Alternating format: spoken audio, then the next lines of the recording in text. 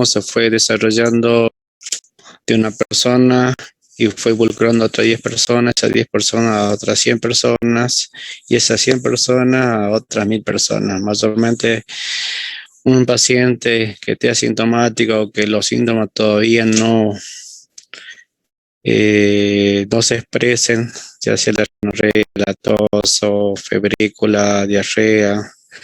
A veces se reúne con otras personas y estas otras 10 personas se reunieron con un positivo y al no tener sintomatología nada, como estas 10 personas se van infectando.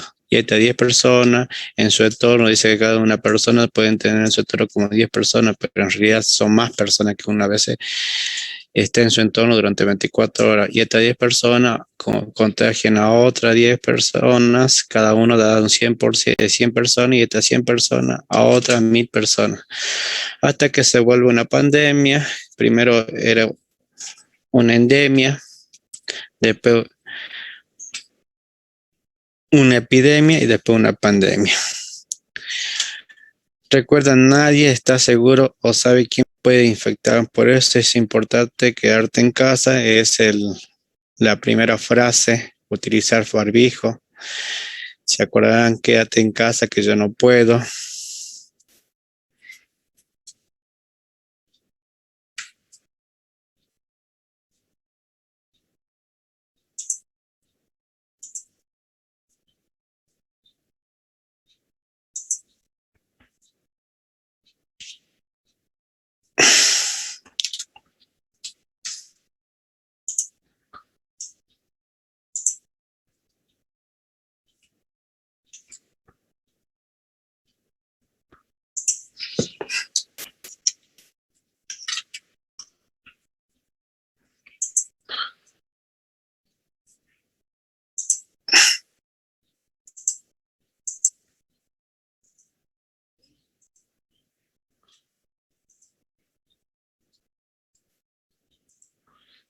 ¿Visualizan el video?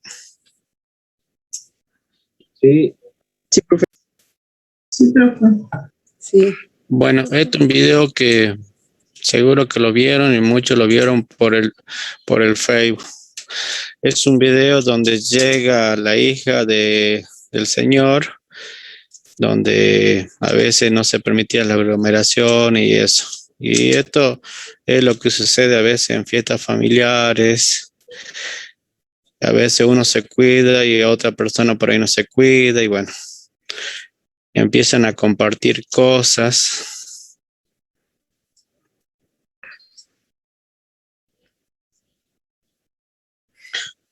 Imagínense una fiesta que fue un cumpleaños y como este cumpleaños donde hay muchas personas y que hoy en día por ahí se ven los casos, por ahí son por aglomeración o por...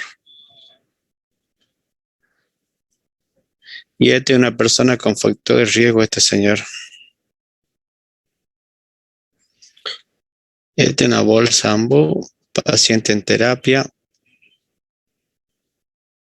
Paciente en unidad de terapia intensiva, simple reunión familiar puede traerte un regalo 40 días en coma inclusivamente. Disfruta los tuyos respetando las medidas de seguridad.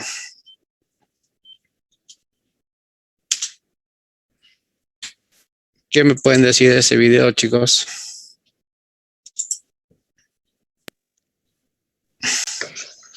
Y es bastante ilustrativo, profe. Cómo puede algo que uno lo ve bueno y al final, o sea, siendo inconsciente de lo que están haciendo, pueden pasar cosas. Por ahí le muestro esto porque a veces uno ve por ahí la realidad, uno se cree inmune, todas esas cuestiones, hasta que a uno mismo le pase o hasta que alguien del entorno lo viva.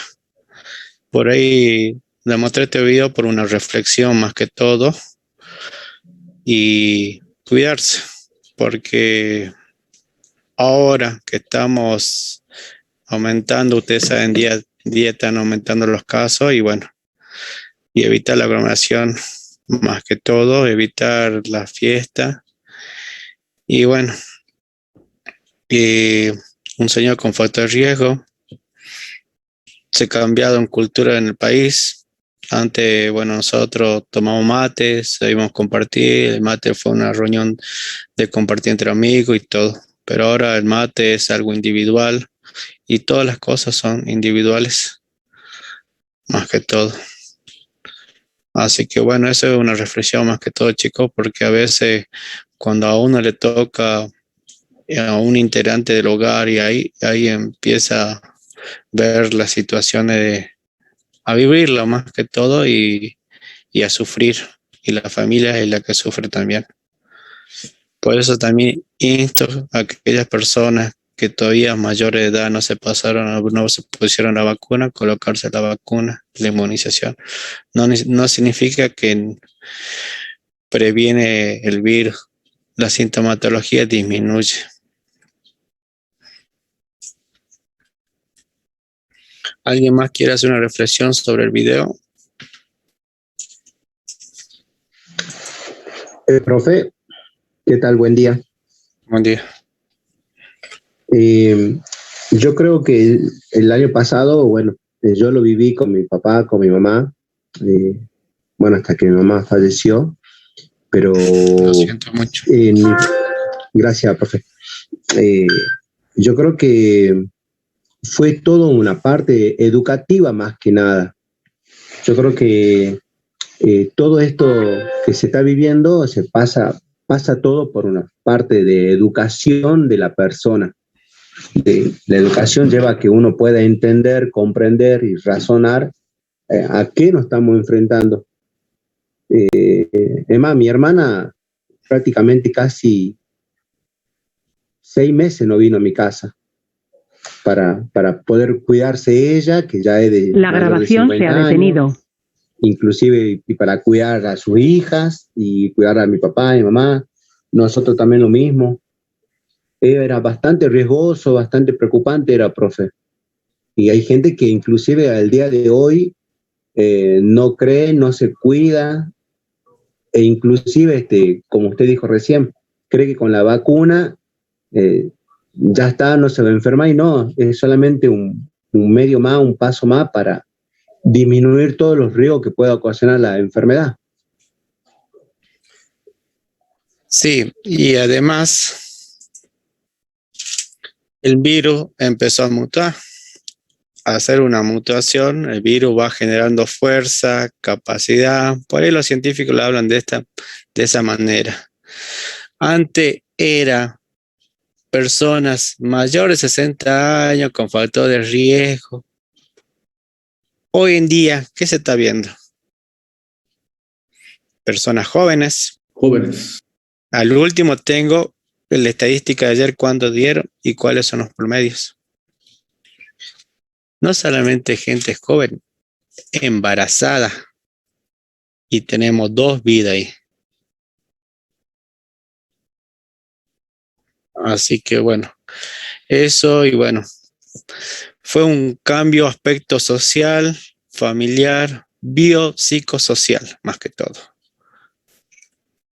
Y yo al principio lo decía, que la pandemia, la cuarentena, eso nos enseñaba a poder vivir y afrontar contra el virus, a preparar herramientas de uno mismo. Porque al principio nadie le gustaba utilizar barbijo, le costaba, distanciamiento social no, y eso vendría a ser educación personal, familiar, social, que hay personas que por ahí tampoco no la creen. Me tocó escuchar, yo lo viví, fui a un supermercado, fui a comprar víveres y un hombre dice, no me pongo, me falta el aire, nada. Uno se da cuenta cuando le falta el aire y todo eso. Pero no se quería cuidar, que bueno, hablaba de otros temas y bueno, que eso es una mentira, que aquello. La realidad es otra. Los números, lo que te están hablando, no es solamente acá en Argentina, le pasó al primer mundo, le pasó a todos. Así que bueno, Eso por ahí mi reflexión. Y bueno, la persona no puede vivir también encerrada en cuarentena porque afecta psicológicamente, aumento el estrés, problema familiar, y vieron los índices también de personas de femicidio. Se vieron muchas cosas y todavía no terminó esto acá. Y no sé cuándo será, cuándo tendremos una vuelta de una vida normal. Inés, me gustaría que me comente un poco, vos que trabajas en el área de salud mental. Buen día, profe. No, sí, nosotros en realidad, como usted decía, trae aparejado y ha abierto así las ventanas de situaciones muy complejas, ¿no? De lo social, de lo familiar, eh, eso que nosotros sabemos que existe la violencia, el abuso infantil y demás, esta pandemia ha traído y ha visibilizado mucho más esos factores de riesgo que es un golpeador en casa, un niño abusado. O sea, nosotros desde el dispositivo en el que yo trabajo, se ha abierto muchísimo eso. Nosotros hemos trabajado articuladamente con otros ministerios porque excedía ya todo lo que eran las adicciones en realidad.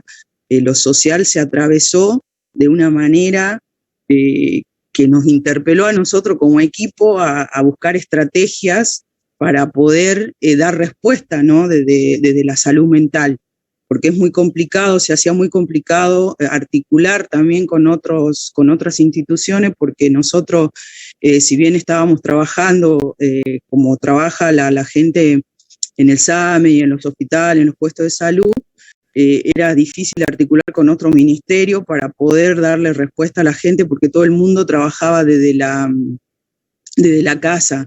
Entonces era muy difícil darle una respuesta a ese paciente, a esa mujer que llegaba golpeada.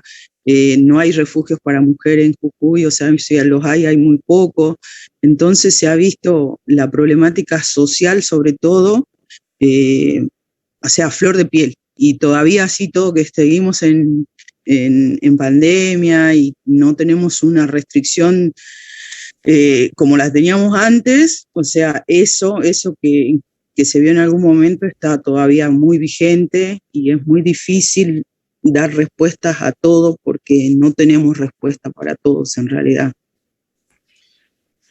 Y sé que... Pero desde el dispositivo nosotros hemos trabajado, ¿no? Las herramientas, digamos, de la bioseguridad. Nosotros tenemos un COE interno, el cual hacemos un relevamiento, hacemos como una mirada, un ojo crítico cada 15 días, o sea, elaboramos actas, hacemos un montón de cosas, le ayudamos a los chicos a pensar y que tomen conciencia de lo importante que es el distanciamiento social, el uso del barbijo, el usarlo bien, digamos, porque ellos a veces creen que ponérselo al barbijo como sea está bien, ¿no? Entonces uno tiene que instar a todas esas personas a cuidarse, no solo por ellos, sino por lo que estamos alrededor de ellos, su familia principalmente, a quienes acuden a buscar una respuesta, que son los profesionales que estamos trabajando ahí en cada lugar que nos toca a nosotros, ¿no? Sí, y bueno, por ahí hago estas reflexiones para que todos por ahí sepan, por ahí, bueno, las realidades que uno vive desde ese punto de vista. Cada persona tuvo un familiar o tuvo un compañero, y bueno, por ahí nosotros, en la parte de salud, por ahí tuvimos grandes pérdidas de grandes profesionales. Y es una batalla que por ahí sé que la sociedad o por ahí uno baja un poco los brazos, pero lo que están dentro, intramuro hospital o intramuro cada institución que está al frente, lo ve de otra realidad. Y ustedes vieron que hubo mucho deceso de diferentes pacientes. Y Por ahí mi reflexión en este momento es cuidarse más que todo. Y recalcar que una febrícula, fiebre, más síntomas respiratorios o a veces diarrea, es COVID hasta que se demuestre lo contrario. El virus empezó a mutar. Tener virus Reino Unido, tener virus Manaus, tener otra clase de mutaciones. Así que bueno, a no bajar los brazos y estar acá. Y uno, como le digo, uno para ayudar y todo eso, uno tiene que empezar por uno mismo y hablar con la familia. Hablar y transmitir a la familia, porque es la realidad que está pasando.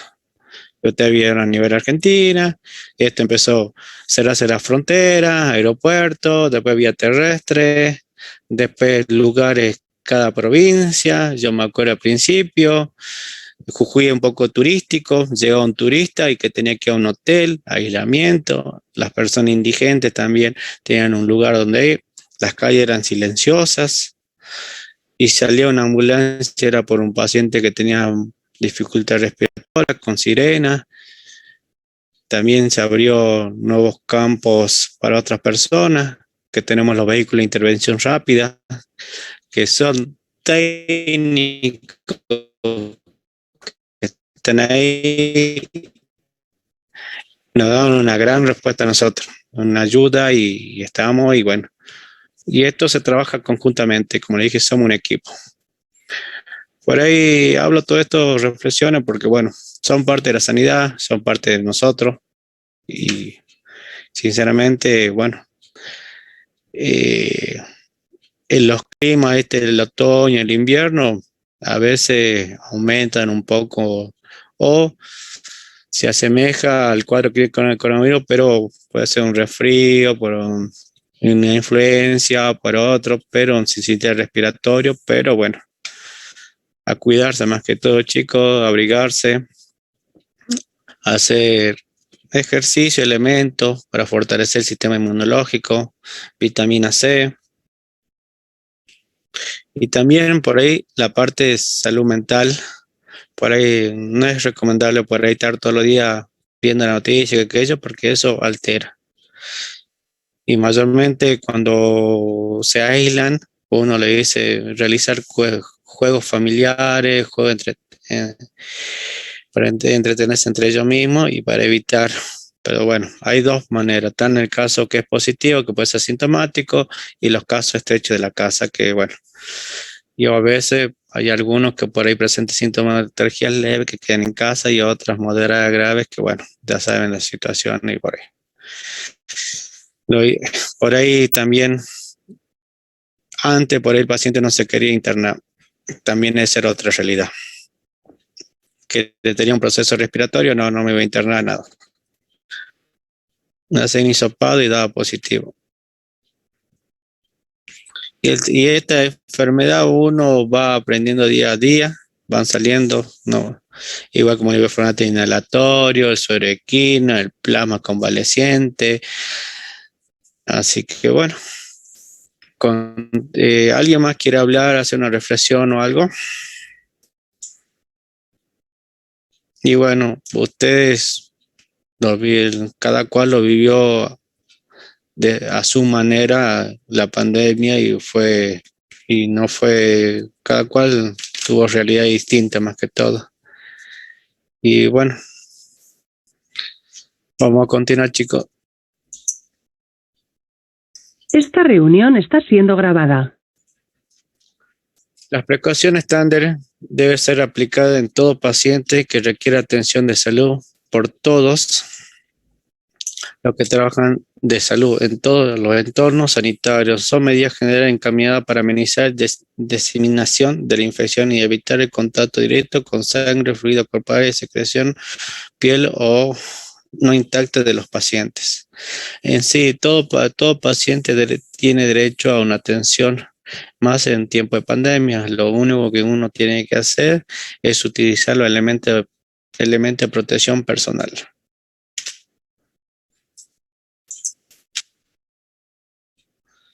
Evolución del COVID.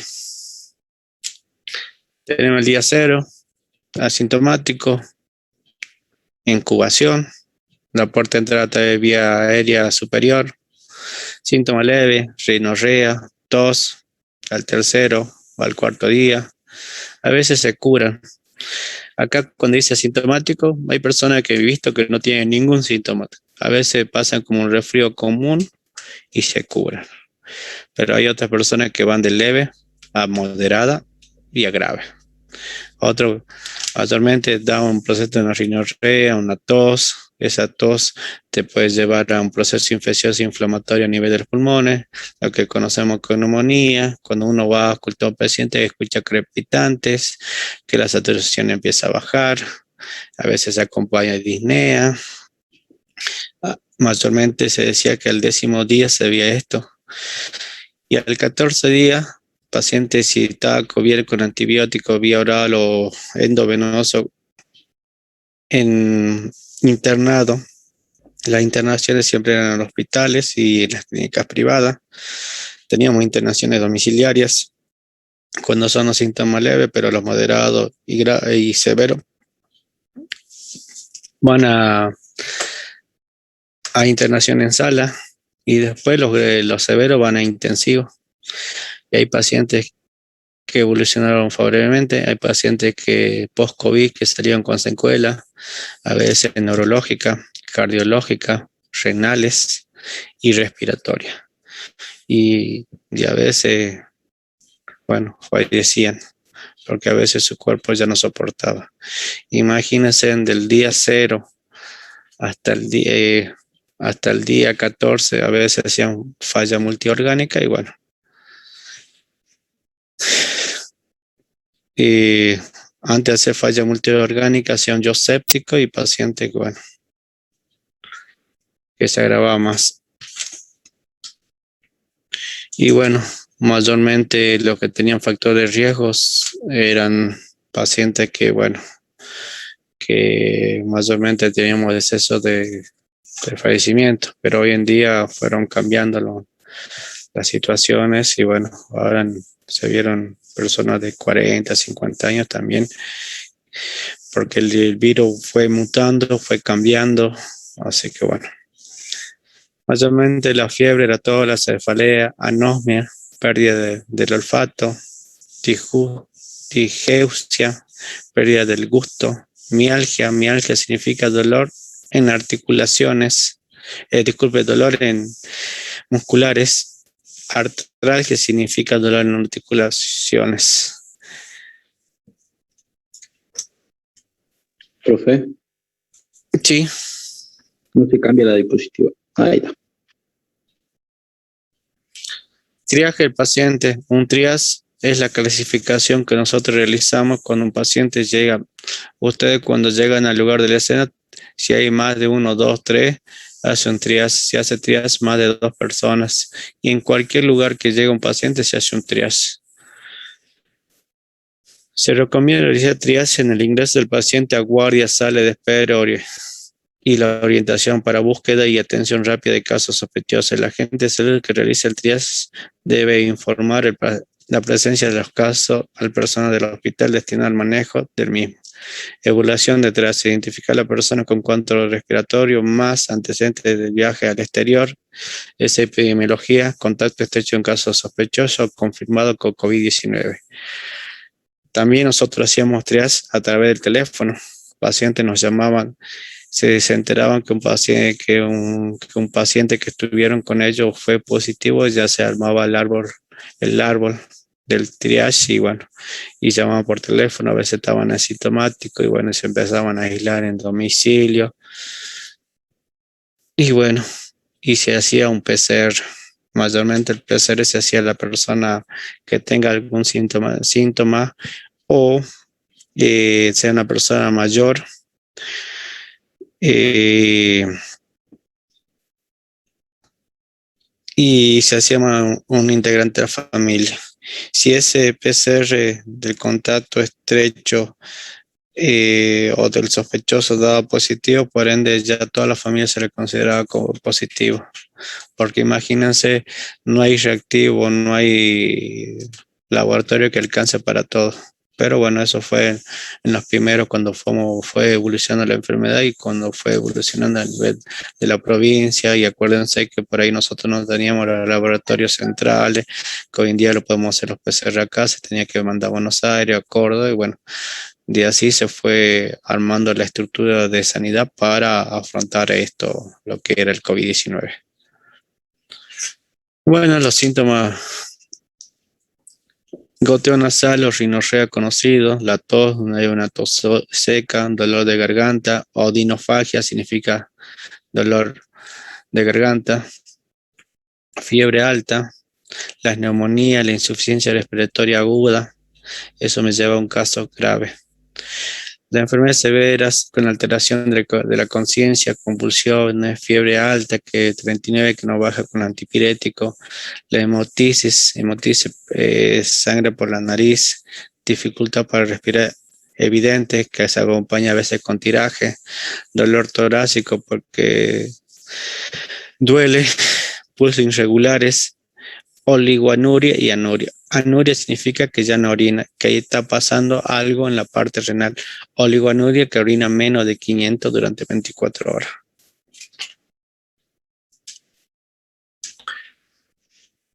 Bueno, la tos seca, pérdida de la misma sintomatología que hablamos anterior, sensación de falta de aire, o disnea, congestión nasal, pérdida de disminución del olfato, del gusto, tos, esputo, dolor en el músculo, articulación, dolor de cabeza, diarrea, náusea y vómitos. Serían presentados pacientes. Si tiene 2 o más de los siguientes síntomas: fiebre 37,5 grados, dolor de garganta, dificultad respiratoria, rinitis, congestión nasal, dolor muscular, cefalea, diarrea, vómitos, o si tiene la pérdida brusca de gusto, olfato, consultar el sistema de salud de su localidad. Acá nosotros consultamos, a veces podemos llamar al 0800 888 4767, que es COVID. Y ahí cuando llamamos, nos atiende una radiooperadora, después nos asignan un médico. Aquellos que tienen obra social deben llamarse obra social, y bueno, se cargan el sistema. Se trabajó articuladamente, bueno, las cosas fueron cambiando.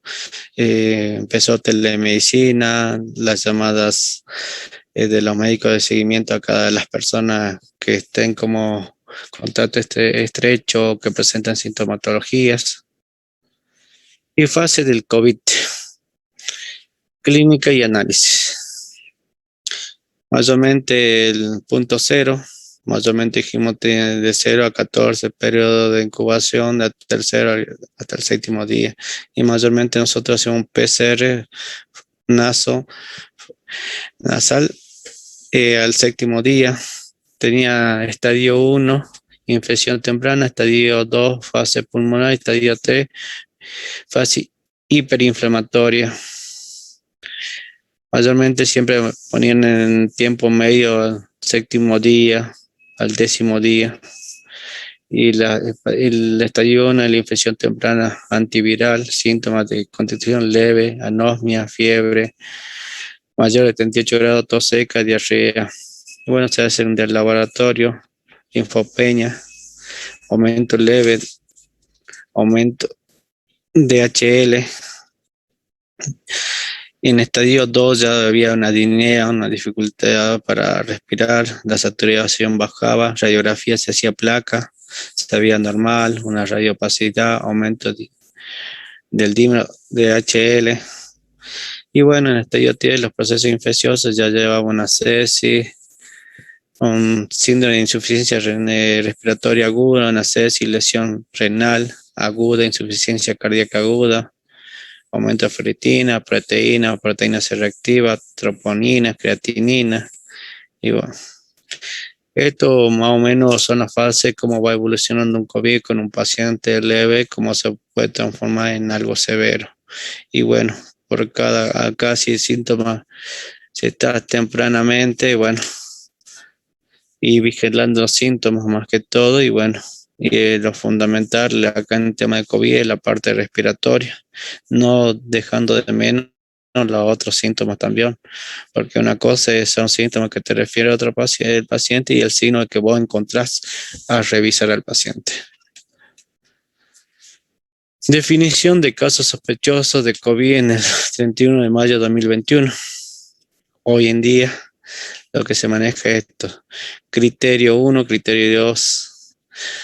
Toda persona que de cualquier edad que presente 2 más de los siguientes síntomas, hablamos de fiebre, febrícula 37,5 más, tos, odinofagia, dificultad respiratoria, cefalea, mialgia, diarrea, vómito, rinitis, congestión nasal. Sin otra etiología que explique complemente la presentación clínica, este criterio incluye toda infección respiratoria aguda grave. Los signos y síntomas separados por una barra debe considerarse como un solo. ¿Qué significa esto?